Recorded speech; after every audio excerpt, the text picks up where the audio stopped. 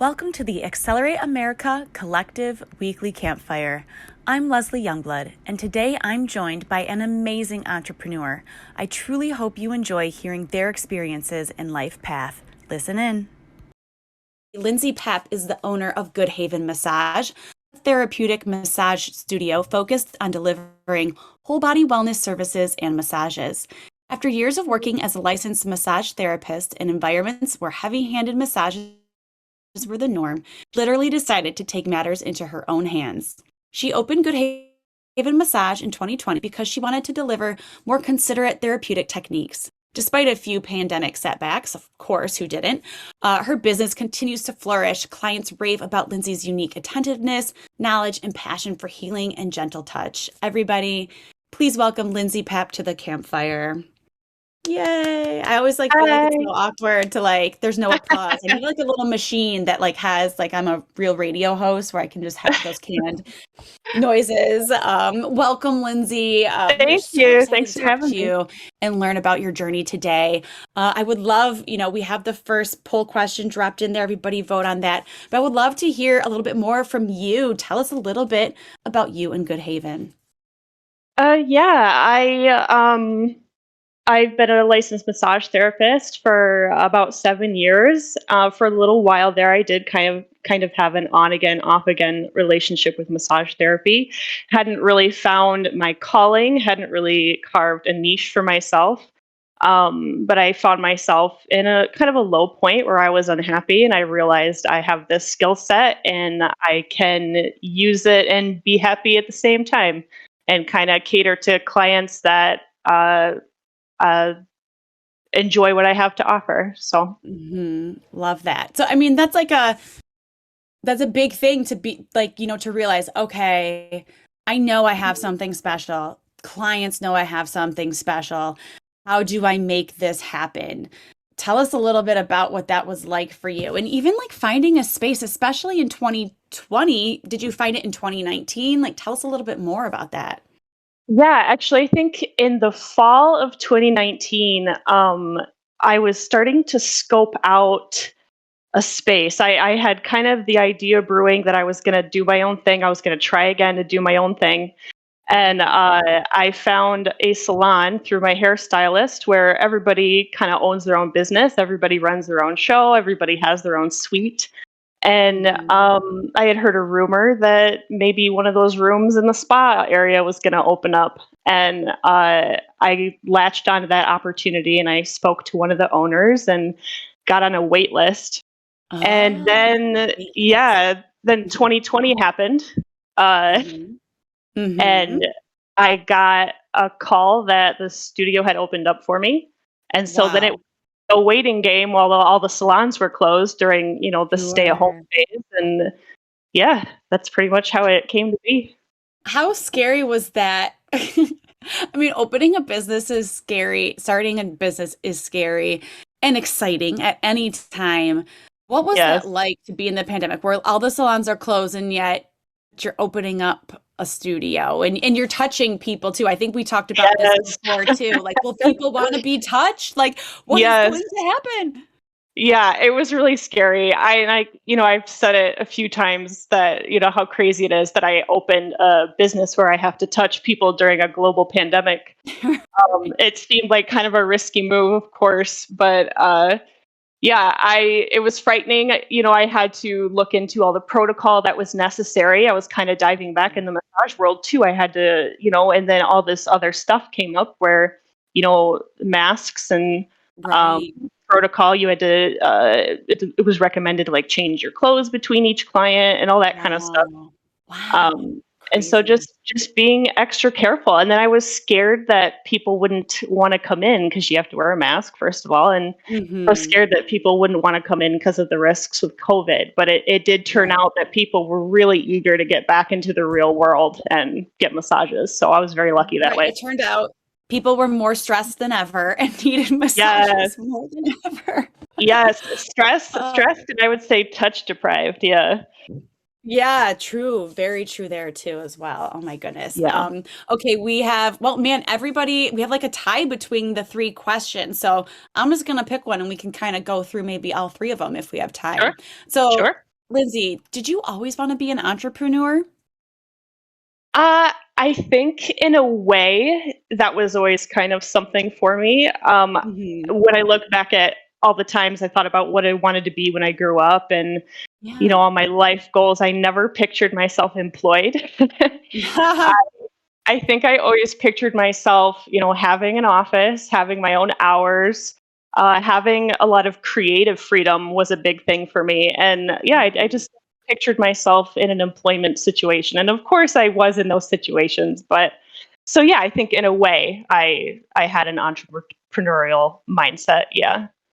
I love that. So, who were some of your early influences growing up, or did you have anyone that was a business owner or entrepreneur in your family? Um, I don't, I was influenced by my parents in the way that they were always super supportive of me. Hmm. I would say that any massage therapy or business owning type influence kind of came after I had already entered massage school, kind of, Oh. was fueling my fire and getting me excited. And um, I feel that I was influenced by some of the teachers' assistants, a couple in particular that worked at the Hmm. massage school that had their own businesses, and they had their own specialties, and they were Hmm. teaching, which I thought would be super fun to do that too. Yeah. Um, yeah, and from the beginning of starting my massage thing, I was always influenced, and I still am very much influenced by a guy named Ian Harvey, who is pretty Oh. popular in the massage world. Hmm. He practices similar techniques that I do, and his approach is very slow. And I actually got to take a class with him in August, which was super cool. And, massage Oh, therapists around me are constantly influencing me, and I admire them. that's awesome. Joe, I saw he dropped it, but he took it away. But I'm still gonna ask the question. He wanted to know, where did you go to massage school? Oh, he said he Oh, found it. You can share I with went, all our listeners. sure. I went to massage school at the Ann Arbor Institute of Massage Therapy. Um, Mhm. uh, Shortly after I graduated, that school closed, so it's no longer a thing. The director wanted to Mhm. retire, and the school closed, which is really sad. I loved that school. Mm. Yeah, Mhm. that's where I went. It was a 800-hour program, and it Wow. was really good. It sounds like it, like you were saying, the teachers there were so influential on you and it was just such a great program. Did they tell you, like, give you any bit of advice or insight that sticks with you to this day, or any sort of story that you were like, oh, well, yes, you're right, I will never do that, or okay, yes, note to self for forever. Yes, yeah, there a couple actually. I remember one of them specifically saying, "Watch your ego." Oh. I think that it can be easy to fall into a mindset that we're healers or that we can fix people, and that's not always the way that things go. Um, you know, uh, to kind of have some humility and watch your ego. And the other one is, if you start off with your own business and you're making money, and this person in particular said she was just spending, spending, spending right away because she was just excited to Mm. raking in the money for massage therapy. And Sure. she said, don't do that. she said she said, be careful. I'm in debt now. Be careful. I was like, all Oh right. no. Yes, no, yeah, we don't want that. Absolutely not. Yeah, so even like with the education, I mean, those are priceless insights too. And you yourself are versed in prenatal, postpartum, Swedish massage. Like, tell us about why you love learning all those different techniques and like what the differences are and why it's important to stay educated as a massage therapist and as just an entrepreneur in general. Yeah, it's important to stay educated as a massage therapist, but also to stay current in what's going on. There's a science, and science of the body changes, and it's important to know what's going on there. Um, Mm. I mostly practice Swedish and myofascial in my business. Mhm. My touch is very slow flow and very broad and lengthening, and I prioritize having a conversation with the nervous system when I first put my hands on someone's body. I want to foster a relaxation response, and I want people to feel safe in my in Oh. my in my business, and I think that's important stuff. Yeah, and that is something that's unique to you, I know, and why, I mentioned in the introduction, you literally wanted to take matters into your own hands because I think many people, myself included, think a massage has to not hurt, but like can be maybe a little intense to like be effective, and that's not necessarily the case. So can you tell us a little bit more about that? Yeah, I think I believe that no pain, no gain is kind of a myth when it comes to massage therapy. And I think that if we're causing pain, if we're causing someone harm, they're not going to be able to get into that branch of the nervous system that's telling them to relax and release and Mm, breathe easy. So when the nervous system gets that positive stimulus, that relaxing input, it can send a message to the muscles that they don't need to be in spasm or tense. And that's why, so rather than working on the muscles, I prefer to think that we're having a good conversation with the nervous I system in the love it. body. I love that. That is so cool. Yeah. We have a question from the audience. IQ Media would like to know, do you have any employees, Lindsay? I don't have any employees. I work solo. Mhm. I think that if I ever did work with other people, it would be more of a situation where we were sharing a space and working together. I don't think I'd be super comfortable with the dynamic of being a boss. Um, Mm. it's just not for me, I think. But I can Mhm. see in a group of like-minded therapists all working together for sure. So if you don't have employees, you essentially do it all from the booking to the massages to the maintenance of your building, correct?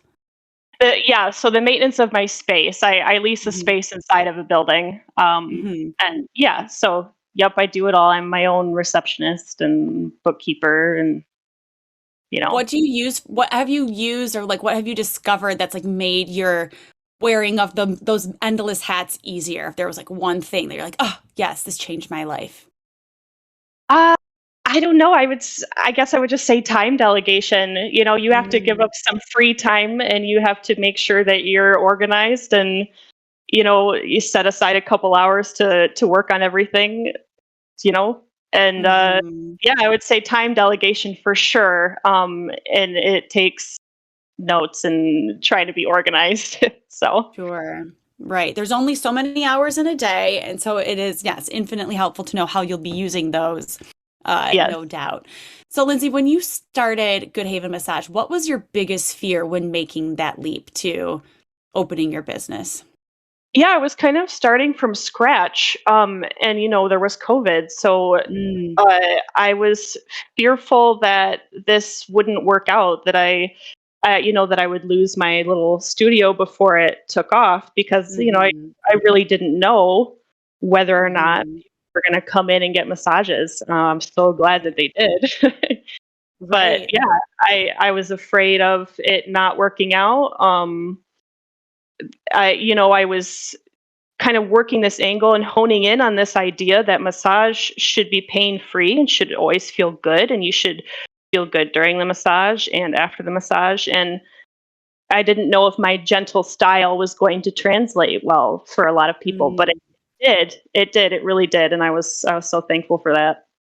Yeah, I love that. Of course it did, because you knew it, you saw it in the performance of what you were doing beforehand. But I do think, of course, like you Yes. see it work, you know it works, you know it's good, but it's like, but even though you could have all the proof in the world, but it's just it's a big deal to take that step. So that's just Yes. amazing, incredible. And I applaud every single business owner ever in the history of the world just for even getting started, because that is almost the biggest step, right? Is just doing it, just getting started, because you're a problem solver. You'll figure it out like as you go. You're never going to know what's going to come. So, but then Right. once you're in it and you're going. Yes. So, Yes, and man, I figured it out once I got in it, and I was looking back at all the clients that had really responded well to my touch, and I thought, what if I really market myself here and I really kind of embrace this theme that massage doesn't have to hurt and that gentle work can be very effective and thorough, and yeah, mhm, yeah, it I worked love out. that.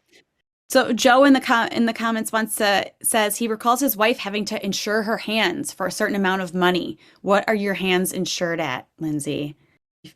He finds this What are fascinating. Are what your are my hands hands? insured? No, I Ah. have not. I don't think I've heard of that.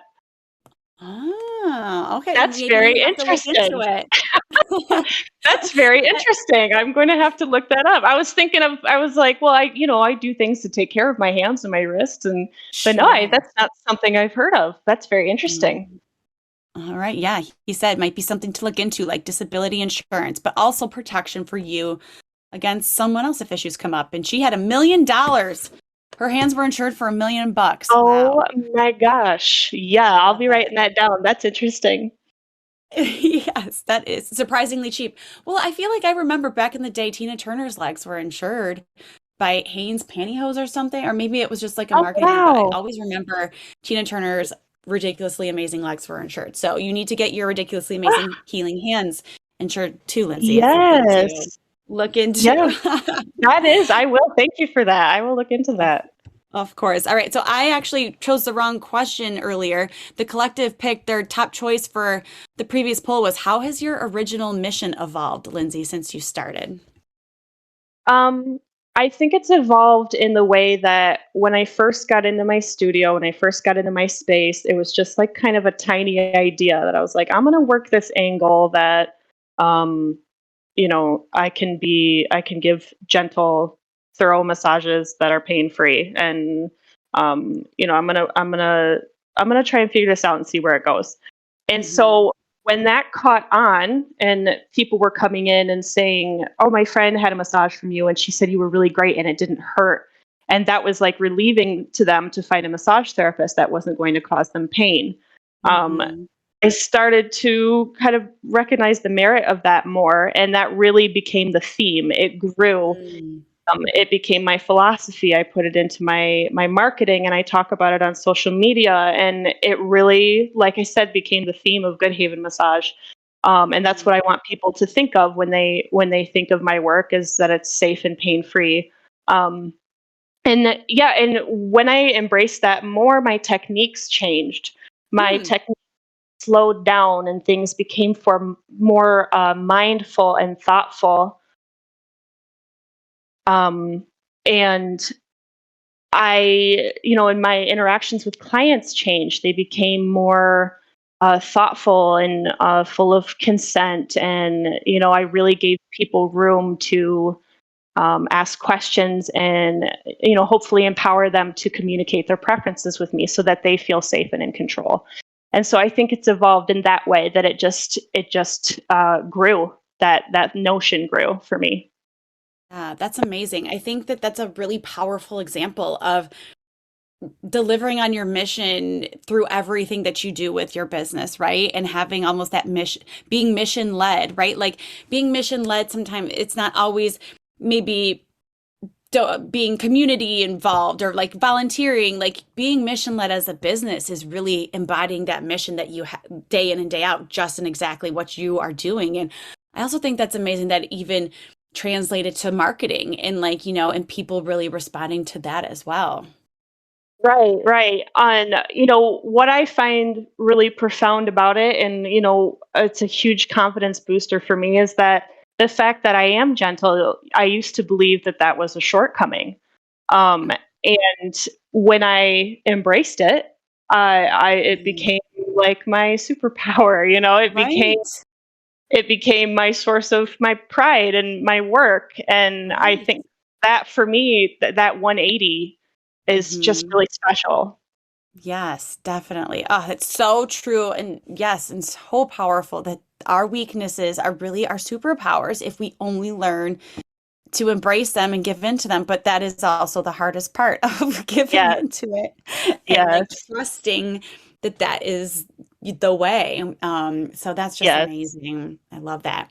All right, Lindsay. So the next question from the collective, I'm gonna pick here. It's if you got one do-over, what would it be, Lindsay? That's a hard question to answer, and I've thought about that. Um, I I don't know. I was in such a negative mindset when I was in the wrong environments doing massage Mm, therapy, but I kind of feel like maybe early on I would have benefited from, trying harder to get into a space of my own where I could be independent. It took me a mm, while to have the bravery to do that. Um, mhm. and I a big reason I got into this work in the first place was because I wanted independence. I wanted to help Right. people, but I wanted to work solo. Um, and yeah, if I could go back, I think I would have helped 23-year-old Lindsay find a space of her own to do her thing. Yeah. I love that. That's so great. And so what were you feeling? Like, did you, on the first day that Goodhaven opened, did you have any sort of grand opening? Were you in there waiting for the phone to ring? Like, tell us about that first day for you. So I felt, along with all the nerves and all the apprehension and stuff, I felt pride. I was really excited. Yeah, I was not in a space where I was not working in a place where I was very happy prior to that. And having confidence and pride in my work was something that I was pretty unfamiliar with. Hmm. So when I felt that way, it just was super, super empowering. And yeah, I was nervous, but I was also Mhm. very, very excited. And my booking system that I had just downloaded, and every time I saw it light up the first handful of times, I was, bouncing off the walls, seeing people Yeah. book with me. And it was very exciting. That's awesome. Like, ring a bell every time you book it, but you're the only one there, which still, like, you can celebrate. Yes, Me, yes. me. Every time I saw my phone light up, I was like, yes. I was Oh, so I love excited. it. That's so awesome. But something else that I think is really interesting, Lindsay, is that found this retail space on your own, and you like open it up and you have this business. How did you do it in terms of like funding? Like, did you get any local grants? Did you take, maybe small business loan? It's just something I think that is also really important for entrepreneurs to share, and especially right now as we have our grant competition. What are some important lessons or things that you've learned about capital and or funding? Yeah, money is complicated. I had Mhm. to save. I had to when this idea started brewing, I had to make sure that I had some cushion to Mhm. comfortably transfer into this business. And I'll be honest, it was really risky because in the beginning it was kind of very they say paycheck to paycheck, and I very much was just trying to keep my studio open. Mhm. Um Mhm. but just continuing to work really hard and push my philosophy and market myself and be bold about it. I was always very nervous to advertise myself, but I to Mm. be very bold about it. And I think being bold in my boundaries and my policies helped too, honestly. Mhm. And yeah, it was really, really risky, and it was one of those things I didn't know if it was going to work out. But I luckily have a really good support system, and my husband is really supportive of this move and this transition, and it ended up Mhm. working out. That's awesome. I always like to say, like, the riskiest things are the ones that give you the biggest rewards, right? Yes, But you have to be willing to risk it all and take those risks. So I just find that really powerful. And then what you just said really reminded me of something that, again, I think a lot, not just business owners, but just people in general, like salespeople and selling has a negative connotation still, right? You still think of the used car yeah, salesman like trope. But Craig Sylvester, who is a collective member and who we talked to at a campfire a few months back, he said that his perspective totally changed when he was talking with one of his mentors, and Craig's a gym owner, and so trying to get clients and trying to get people to come in, and this mentor was like, well, do you believe in what you're selling? And right. Craig's like, yeah. And he's like, do you know it's going to be better for people and change their lives and help improve their lives? And Craig's like, yeah. And he's like, then you should not feel awkward or weird about selling your Right, service. And Craig's like, it was just such a light bulb moment for me because, like, right. yes, of course, like I know I have this amazing thing. It's not un it's a great thing. Like, why should I feel uncomfortable selling it to people and talking about it? Yes. It's my passion. Yeah, when you get into that mindset and you get into that mind frame and you're no longer uncomfortable with it and you realize how good it can be for people, you come Yes. off authentic in your marketing. If you're really talking about what you're passionate about and you be yourself and you be authentic, I think that translates really well too. I think that people pick up on that and it comes off less salesy and it's Mhm. real. Right. Totally. Totally. All right. We're wrapping up with the final question from the collective, and they would like to know, Lindsey, what has been the biggest change in you since opening Goodhaven Massage? 100% my confidence. Mm. Yeah, I had never, like I said, it was an unfamiliar feeling to have confidence and pride in my work, and Aw. um, developing kind of a backbone, but also feeling kind of empowered by, I have something to offer and people enjoy it, and it's good work, and um, yeah, my confidence, That's 100%. awesome. I love that. And so, what's next for you in Goodhaven Massage, Lindsey? Uh, I want to get into a larger space eventually. But I'd really like to broaden my scope as far as education. I want to kind of expand into my services that I have for prenatal and postpartum clients. I Mhm. love kids. I love kids and babies. I'd love to look into pediatric and infant massage. Oh, cute. Um, yeah, and I'd like to dive deeper into trauma informed care. I think that's really, really important, and I think that there are places that can definitely take me. So I'm looking forward to learning more about that. It's a big science, and I'm learning a lot. Trauma-informed care, Lindsey. I'm sorry.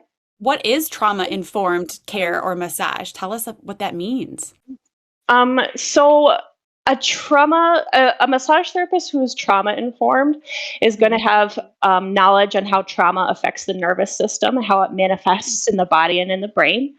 They'll approach body work in a way that prioritizes consent and is considerate and intuitive. And then massage therapy can be a tool in the healing process for trauma and how it manifests in people. And it's important to acknowledge that a large portion of the population has experienced trauma. So it's another set of lenses to look through and make sure that you're doing safe and considerate work. Oh, yeah, that sounds really important in beyond beneficial in endless ways for people. So that's really fantastic. All Absolutely. right, as we wrap up here, Lindsey, is there any advice that you always offer other entrepreneurs or any that you would like to share with the collective today before we go? Yeah, and I think this can go for all people in many business aspects, but particularly when it's a massage therapist that is expressing that they want to start their own business or they're interested in that. I think back to when you know I was in the wrong environments for massage therapy, and if I had a client that wasn't a match, that really took me down, and it almost overshadowed all the positive feedback that I was getting. Mm. So I like to remind massage therapists that are looking to start their own business that um, for every one client you get that is not a match, there's going to be 20 more that want exactly what it is that you offer. And, Mm-hmm. to make sure to stick to their, I'm like a broken record, but boundaries and policies. Right. Sticking to those and being bold and upfront, forthright about Hmm. those things is going to help everything go smoother too, and you'll feel better about everything. I love that. I think that's perfect advice for to end this awesome campfire on. And so yeah, boundaries and policies for every business owner, everybody listening. Just a good thing for life too, whether you're a business owner or not. Oh, Boundaries and absolutely. policies. Absolutely. Awesome. Well, Hopefully thank you that'll so leak much, to real Lindsey, life. for joining us today. It was a pleasure to learn about you and more about Goodhaven Massage. And Of we'll be course. seeing you around the collective very soon. Everybody in the audience, thank you so much for joining us. We'll be back next week with Sabrina Thompson of Girl in Space Club. Have a fantastic rest of your day. Thank you again, Lindsey. Thank you so much for having me. Of course. Bye now. If you'd like to join the Accelerate Collective and attend future campfires, visit accelerateamerica.com/join and check out our future guest at accelerateamerica.com/campfire. Take care.